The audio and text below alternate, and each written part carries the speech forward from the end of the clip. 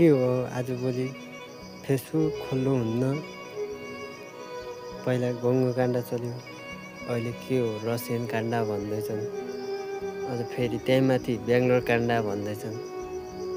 यस्तो किन गर्छु हो मेरो दाजु दिदी बहिनीहरू, किन गर्छु यस्तो?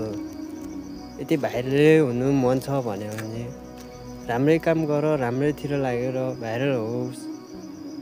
अनि भोलि बिहान बाबाआमाको नाक पनि रहन्छ होइन। अनि त्यसपछि के भयो भने चाहिँ बाबाआमाले यत्रो हुर्काए फर्काए, मेरो छोराछोरीहरूलाई के गर्छन् भनेर होइन। त्यही बाबाआमाको नाक बेइज्जत सब गरेर आएको छु। के हो यस्तो? छ्या, फेसबुक खोल्नै हुन्न आजभोलि। के हो पहिला गङ्गो काण्ड चल्यो, गङ्गो काण्ड भन्न थिएँ, अहिले फेरि रसियन काण्ड भन्दछन्। के हो यो?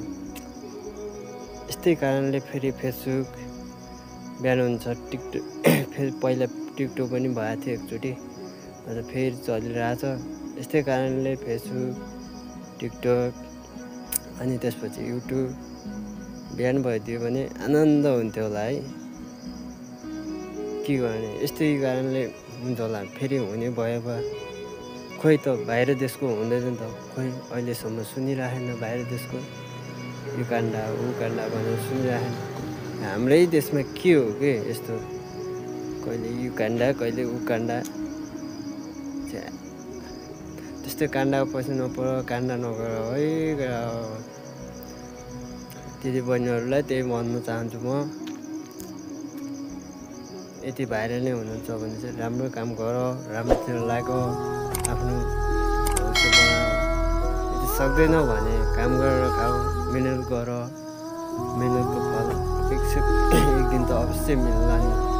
के भयो त्यति गर्न सक्दैन भने चाहिँ लास्टमा के गर्ने? मरिदियो, ढोडिएर पासो हालेर मरे हुन्छ, नत्र विष खाएर मरे पनि हुन्छ, केही फरक पर्दैन हो। यस्तो बेइज्जत हुनु म त त्यही भन्न चाहन्छु केटा हो होइन। मेरो दिदी बहिनी दाजुभाइलाई सबलाई त्यही भन्न चाहन्छु। हस् त, नेक्स्ट टाइममा म अर्को